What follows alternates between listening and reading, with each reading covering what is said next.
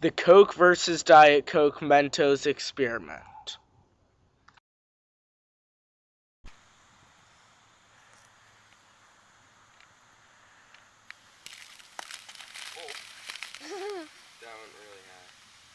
The Coke spurted 37 inches above the ground.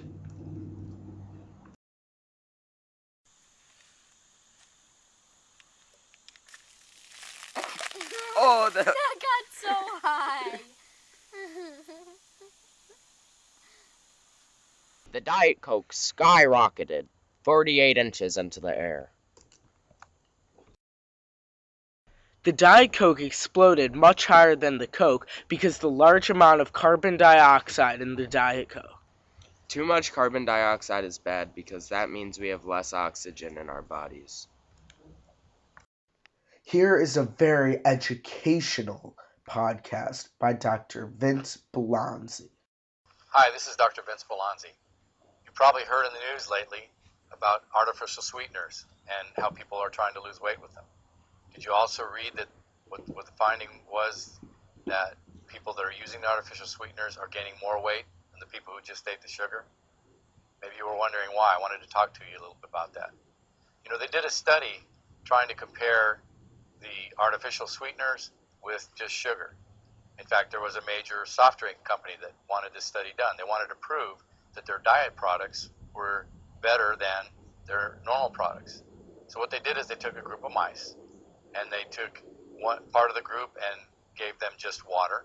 They took another part of this group of mice, and they gave them an artificial sweetener.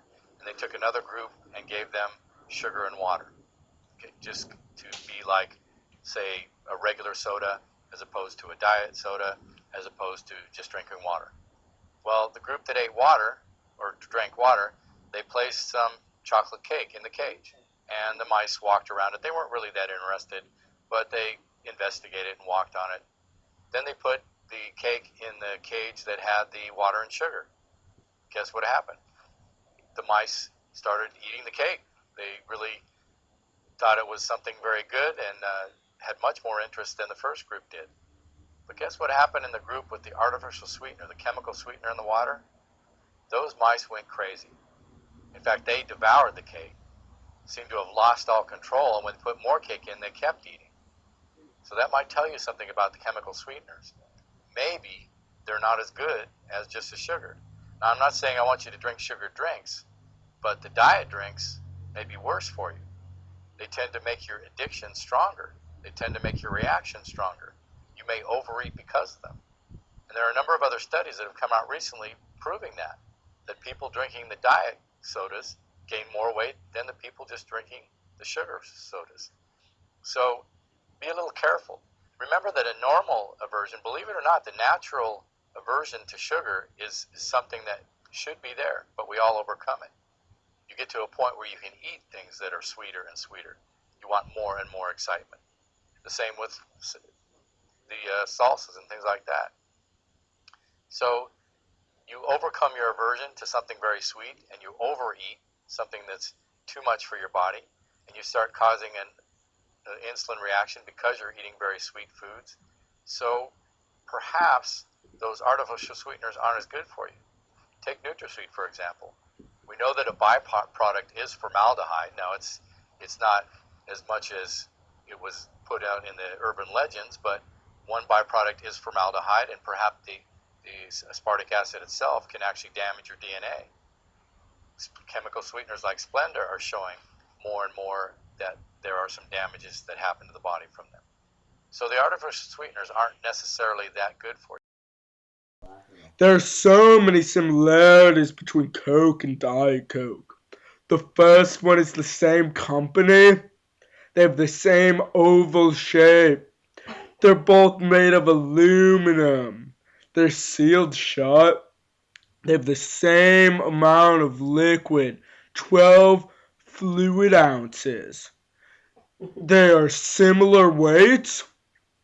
They both contain lots of water. And they have a similar taste.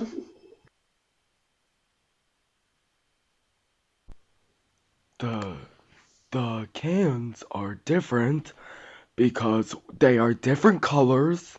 One contains liquid with real sugar. One contains liquid with fake sugar. They are different in other ways, but these are the main ways. Let's see which one floats and which one sinks. As you can see, the Coke sinks. The Diet Coke floats.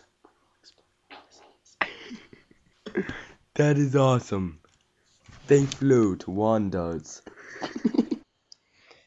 Coke sinks because it has 39 grams of sugar. Diet Coke floats because it has 188 milligrams of sugar. It floats of Splenda. It floats because it is lighter than the Coke because of the little Splenda in it, and the Coke sinks because of how heavy it is from the sugar. That was great. Good nutrition and proper hydration are essential to support a healthy pregnancy.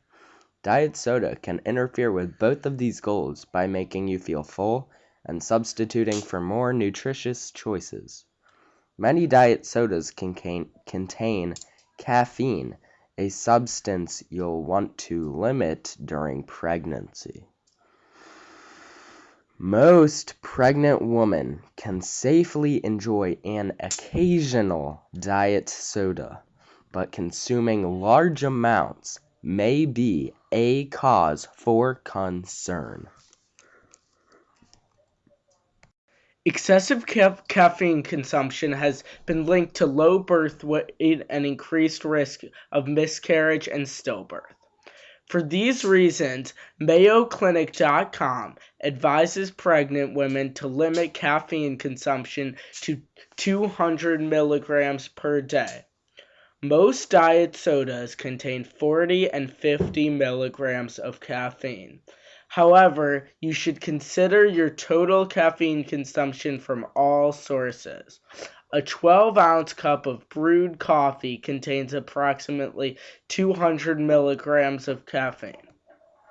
To stay safe, do not drink too many caffeinated or diet drinks while pregnant.